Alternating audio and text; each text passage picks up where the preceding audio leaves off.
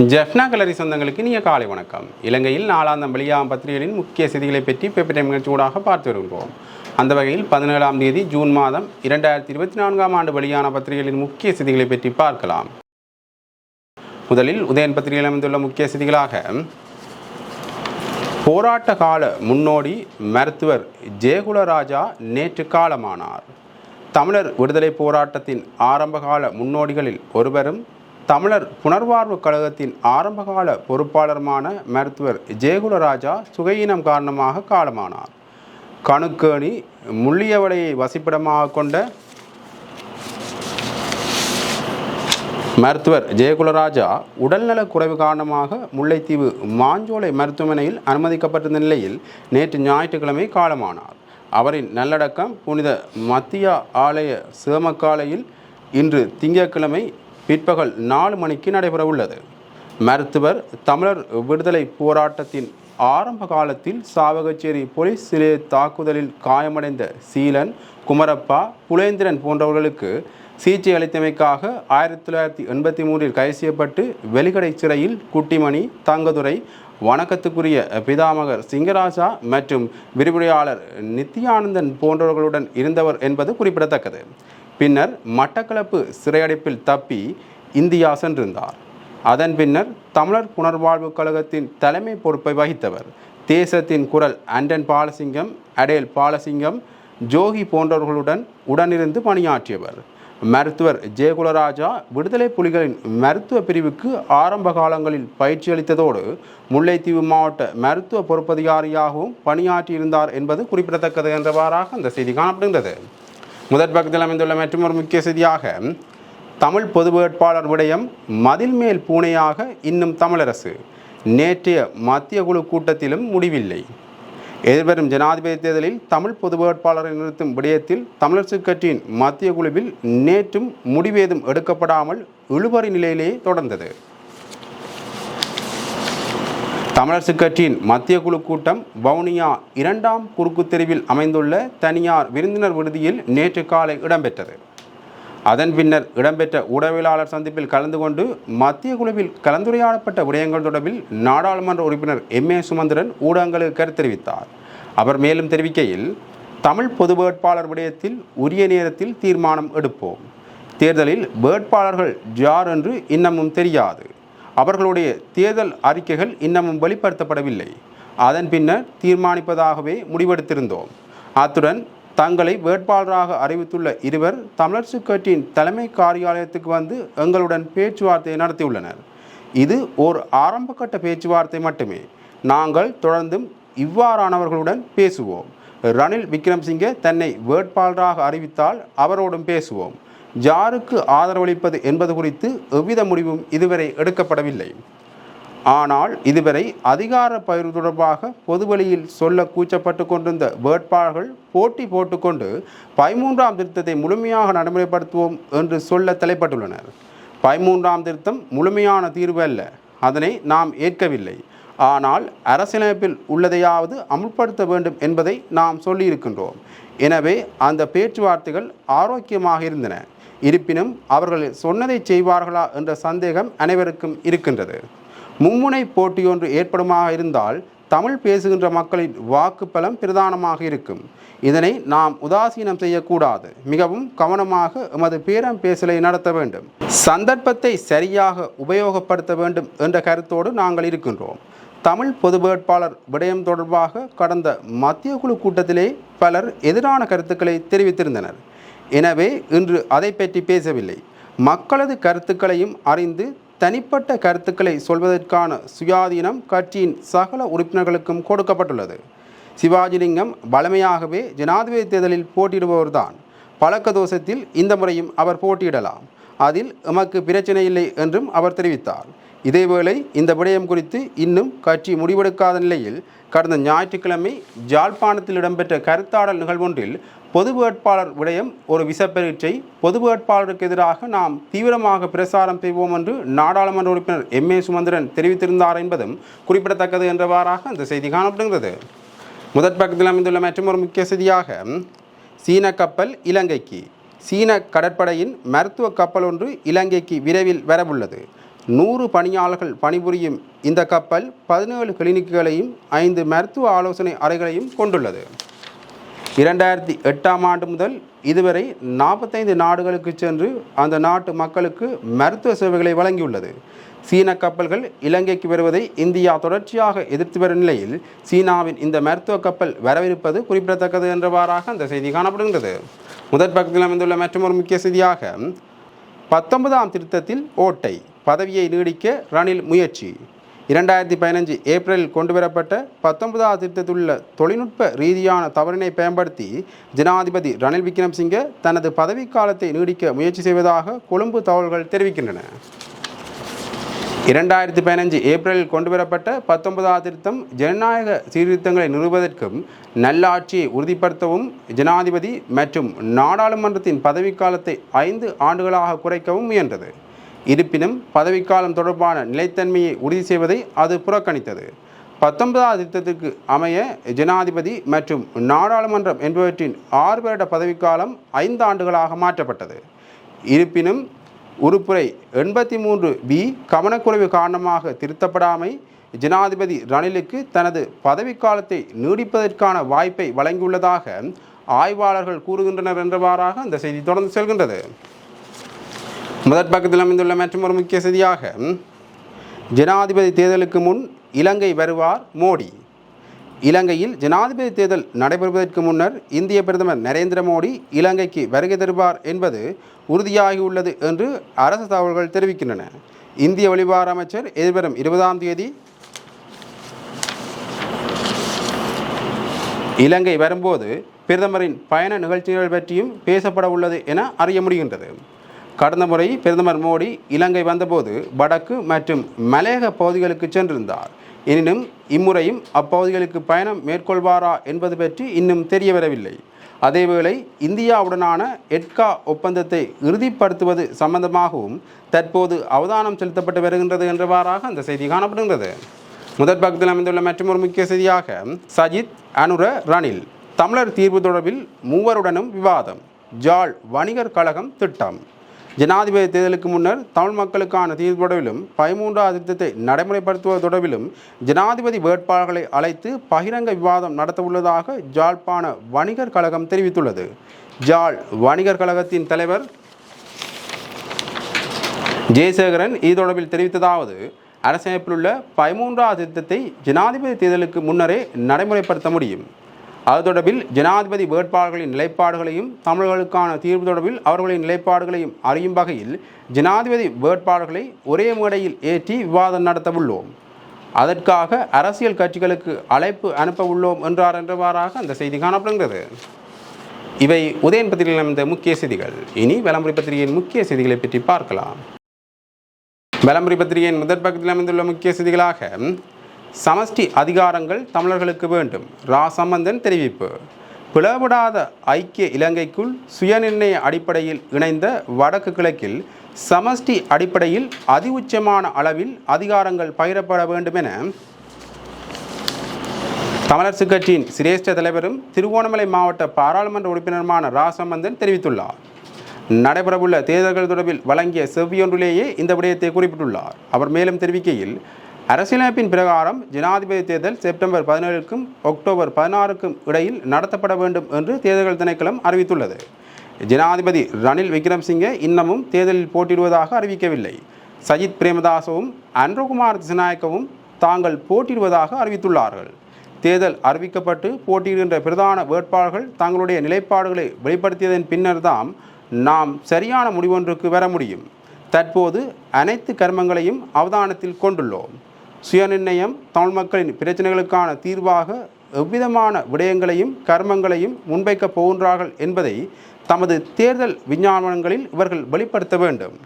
தமிழ் மக்கள் பாரம்பரியமாக வடக்கு கிழக்கில் வாழ்ந்து வருகின்றார்கள். ஆகவே அவர்கள் உள்ளக சுயநிர்ணயத்திற்கு உரித்துடையவர்கள். இதன் அடிப்படையில் பிரிக்க முடியாத பிளவுபடாத ஐக்கிய இலங்கைக்குள் சுயநிர்ணய அடிப்படையில் இணைந்த வடக்கு கிழக்கில் சமஷ்டி அடிப்படையில் அதிஉச்சமான அளவில் அதிகாரங்கள் பகிரப்பட்டு அவை மீளப்பெறப்படாத வகையில் உறுதி செய்யப்பட வேண்டும். இந்த விடயத்தினை தலைவர்கள் தமது தேர்தல் விஞ்ஞாபனங்களில் வெளிப்படுத்த வேண்டும். அது மட்டுமன்றி தென்னிலங்கை சிங்கள மக்களிடத்திலும் அந்த விடயத்தினை முன்வைத்து வெளிப்படுத்த வேண்டும் என்று அவர் குறிப்பிட்டுள்ளார் என்றவாறாக அந்த செய்தி காணப்படுகின்றது. முதற் பக்கத்தில் அமைந்துள்ள மற்றொரு முக்கிய செய்தியாக மன்னார் மாவட்ட அபிவிருத்திக்கு அனைவரும் ஒன்றிணைய வேண்டும். மன்னார் மாவட்ட அபிவிருத்தி கூட்டத்தில் ஜனாதிபதி ரணில் தெரிவிப்பு. மன்னார் மாவட்டத்திற்கான அபிவிருத்தி இலக்குகளை உரிய முறையில் அடைவதற்கு அனைத்து தரப்பினரும் ஒன்றிணைய வேண்டும் என ஜனாதிபதி ரணில் விக்ரமசிங்கே தெரிவித்துள்ளார். மன்னார் மாவட்ட விசேட அபிவிருத்தி குழு கூட்டம் நேற்று நடைபெற்ற போதே ஜனாதிபதி இதனை குறிப்பிட்டுள்ளார். மன்னார் மாவட்ட செயலகத்தின் கேட்போர் கூடத்தில் நேற்று கூட்டம் நடைபெற்றது. வடக்கு மாகாண ஆளுநர் PSM சார்ல்ஸ் அவர்களும் பாராளுமன்ற உறுப்பினர்களும் மன்னார் மாவட்ட அரசாங்க அதிபர் முப்படையினர் உள்ளிட்ட உயர் அதிகாரிகளும் கூட்டத்தில் கலந்து கொண்டனர் என்றவாறாக அந்த செய்தி தொடர்ந்து செல்கின்றது. முதற் பக்கத்தில் அமைந்துள்ள மற்றொரு முக்கிய செய்தியாக பசுமை ஆற்றலை உற்பத்தி செய்வதில் வடக்கு விசேட ஆற்றல் கொண்டது. மன்னாரில் ஜனாதிபதி ரணில் தெரிவிப்பு. வடமாகாணமானது பசுமை ஆற்றலை உற்பத்தி செய்வதில் விசேட ஆற்றலை கொண்டுள்ளது என மன்னார் மாவட்ட அபிவிருத்தி குழு கூட்டத்தில் ஜனாதிபதி ரணில் விக்ரமசிங்கே தெரிவித்துள்ளார். மன்னார் மாவட்ட அபிவிருத்தி குழு கூட்டம் ஜனாதிபதி தலைமையில் நடைபெற்றது. இதன்போது கருத்து தெரிவித்த ஜனாதிபதி ரணில் விக்ரமசிங்கே மன்னார் மாவட்டம் இழந்த அபிவிருத்தியை மீண்டும் பெற்றுக் கொடுத்து இந்த ஆண்டு வேலை திட்டம் ஆரம்பிக்கப்படும். எதிர்வரும் 5 தசாப்தங்களில் மாறிவரும் காலநிலைக்கேற்ப இலங்கையில் அமல்படுத்தக்கூடிய தீர்வுகளை காண வேண்டியதன் அவசியத்தையும் விளக்கிய ஜனாதிபதி அடுத்த 50 வருடங்களில் வறண்ட பகுதிகளில் குறைந்த மழைப்பொழிவை அனுபவிக்கும் அதே வேளையில் ஈரமான பகுதிகளில் அதிக மழை பெய்யும் என்று கணிக்கப்பட்டுள்ளது. அதற்கமைய மாறிவரும் உலகிற்கு ஏற்ற வகையில் பொருளாதார, சமூக, கல்வி மற்றும் விவசாயத்துறையில் புதிய மாற்றத்தை உருவாக்க வேண்டியதன் அவசியத்தையும் ஜனாதிபதி வலியுறுத்தினார். 3 தசாப்த கால யுத்தத்திற்கு முகம் கொடுத்த மன்னார் மாவட்டம் இன்று புனரமைக்கப்படுகின்றது. இம்மாவட்டத்தின் விரிவான அபிவிருத்தி மூலம் இலங்கையின் பொருளாதாரத்திற்கு பாரிய பங்களிப்பை வழங்க முடியும். இம்மாவட்டத்தில் சுற்றுலா தொழில், மீன்பிடி தொழில் மற்றும் புதுப்பிக்கத்தக்க ஆற்றலுக்கு அதிக வாய்ப்புகள் உள்ளன என்று ஜனாதிபதி தெரிவித்துள்ளார் என்றவாறாக அந்த செய்தி தொடர்ந்து செல்கின்றது.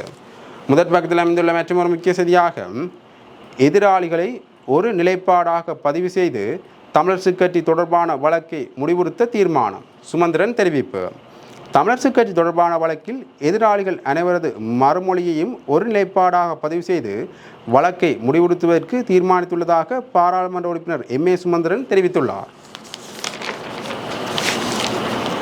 தமிழரசுக் கட்சியின் மத்திய குழு கூட்டம் வவுனியா 2ஆம் குறுக்கு தெருவில் அமைந்துள்ள தனியார் விருந்தினர் விடுதியில் நேற்று காலை இடம்பெற்றது. அதன் பின்னர் இடம்பெற்ற ஊடகவியலாளர் சந்திப்பில் கலந்து கொண்டு கருத்து தெரிவிக்கும் போதே அவர் இவ்வாறு தெரிவித்தார். தொடர்ந்து கருத்து தெரிவித்த அவர், இன்றைய கூட்டத்தில் தமிழரசுக் கட்சியின் வழக்கு தற்போது எந்த நிலையில் உள்ளது என்பது தொடர்பான விளக்கம் அனைவருக்கும் வழங்கப்பட்டது. கடந்த தவணையில் எதிராளிகளாக பெயரிடப்பட்ட 7 பேருடன் கிளிநொச்சியைச் சேர்ந்த ஜீவராஜா என்பவர் தன்னையும் இணைத்துக் கொள்ளுமாறு விண்ணப்பம் செய்திருந்தார். அவரது விண்ணப்பம் தொடர்பாக ஆட்சேபனைகள் இருப்பின் அந்த ஆட்சேபனைகளை தெரிவிப்பதற்காக கட்சியின் தலைவர் மாவை சேனாதிராஜா மற்றும் ஜோகேஸ்வரன் சார்பில் ஆஜராகிய சட்டத்தணி அவகாசம் வழங்குமாறு தவணை கேட்டிருந்தார். நானும் அப்படி கேட்டிருக்கின்றேன். அதனை அடுத்து எதிர்வரும் ஜூலை 19ஆம் தேதிக்கு வழக்கு அழைக்கப்படவுள்ளது. அந்த வகையில் கடந்த தவணைக்கு முன்பாக கட்சியின் மத்திய செயற்குழு எடுத்த தீர்மானத்திற்கமைய வழக்கை முடிவுறுத்திக் கொள்வது தொடர்பாக நீதிமன்றிலே நான் கூறியிருக்கின்றேன். எதிராளிகள் அழைத்துள்ள ஆட்சேபனைகள் தொடர்பாக வழக்காளி தன்னுடைய நிலைப்பாட்டை தெரியப்படுத்த வேண்டும் என்ற காரணத்திற்காகவே கடந்த தவணை வழக்கு எடுத்துக்கொள்ளப்பட்டது. சாதாரணமாக இவ்வாறான வழக்கில் ஒரு வருடத்திற்கு பின்னரே முதலாவது விளக்கத்திற்கான தேதி குறிக்கப்படும். ஆனால் இந்த வழக்கில் வழக்கை முடிவுறுத்த வேண்டும் என்ற நோக்கத்திற்காக நாங்கள் குறுகிய தினத்தை கேட்டிருக்கின்றோம். அன்றைய தினம் வழக்காளி நீதிமன்றிலே தெரிவித்த விடயத்துடன் எதிராளிகள் 7 பேரும் அழைத்திருக்கின்ற ஆட்சேபனைகளின் அடிப்படையில் 3 வித்தியாசமான நிலைப்பாடுகள் எடுக்கப்பட்டது. குறிப்பாக நானும் கட்சியின் பொதுச் செயலாளரும் நிர்வாக செயலாளரும் ஒரு நிலைப்பாட்டையும், மாவை சேனாதிராஜா மற்றும் ஜோகேஸ்வரன் ஆகியோர் வேறொரு நிலைப்பாட்டையும், ஸ்ரீதரன், போதாசன் ஆகியோர் இன்னொரு நிலைப்பாட்டையும் எடுத்திருப்பது சுட்டிக்காட்டப்பட்டது. இதனால் கட்சி ஒரு பொதுவான நிலைப்பாட்டை எடுக்காத சூழ்நிலையில் நாங்கள் எப்படி எமது நிலைப்பாட்டை இதற்கு தெரியப்படுத்துவது என்று அவர்கள் கேள்வி எழுப்பியிருந்தனர். இருப்பினும் கட்சி தற்போது ஒரு நிலைப்பாட்டிற்கு வந்துள்ளது. வழக்காளி கோரும் நிவாரணங்களை வழங்கி தெரிவுகளை மீள செய்வதற்கு நான் இணங்குகின்றேன் என்று ஸ்ரீதரன் கூறியிருந்தார். அதனை நீதிமன்றிலே நான் சொல்லியிருக்கின்றேன். இப்போது நாங்கள் ஒருமித்த நிலைப்பாட்டிற்கு வந்துள்ள காரணத்தினால் நாங்கள் 7 பேரும் 8வது எதிராளியான ரத்தின வடிவேலும் இணைந்து வழக்கிலே எமது மறுமொழியை ஒரு நிலைப்பாடாக பதிவு செய்து வழக்கை முடிவுறுத்துவதற்காக வழக்காளியோடு இணைக்கப்பாட்டிற்கு வருகின்றோம் என்று கூறி வழக்கை முடிவுறுத்துவதற்கு தற்போது தீர்மானிக்கப்பட்டுள்ளது. அதற்காக வழக்காளியின் சட்டத்தணியோடு நான் பேசியிருக்கின்றேன்.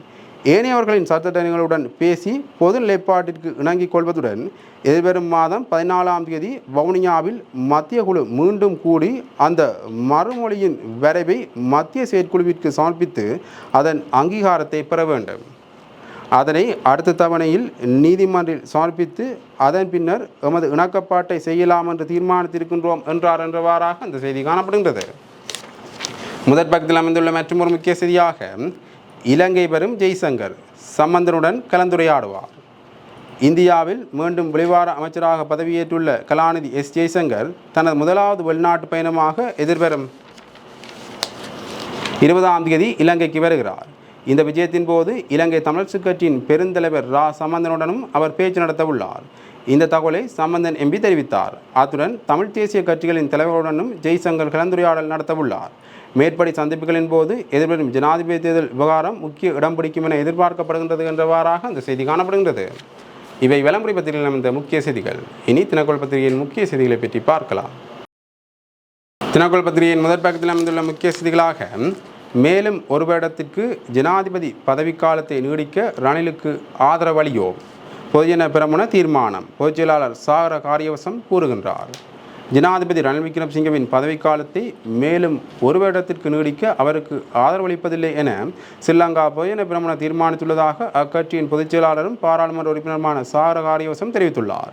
ஜனாதிபதி தனது பதவிக்காலத்தை சர்வஜன வாக்கெடுப்பின்றி பாராளுமன்றத்தில் 3/2 பெரும்பான்மையுடன் மேலும் ஒரு வருடத்திற்கு நீடிக்க தயாராகி வருவதாக வெளியாகியுள்ள செய்திகள் தொடர்பில் எழுப்பப்பட்ட கேள்விக்கு பதிலளிக்கும் போதே அவர் இவ்வாறு தெரிவித்துள்ளார். இவ்வாறான பிரேரணை பாராளுமன்றத்தில் கொண்டுவரப்பட்டால் அதற்கு ஆதரவளிக்கப்பட மாட்டாது எனவும் கொள்கை ரீதியாக தேர்தலை ஒத்திவைப்பதற்கு ஸ்ரீலங்கா பொதுஜன பெரமுன எதிர்ப்பு தெரிவிப்பதால் இந்த நடவடிக்கை எடுக்கப்பட்டு வருவதாகவும் அவர் மேலும் தெரிவித்தார் என்றவாறாக அந்த செய்தி தொடர்ந்து செல்கின்றது.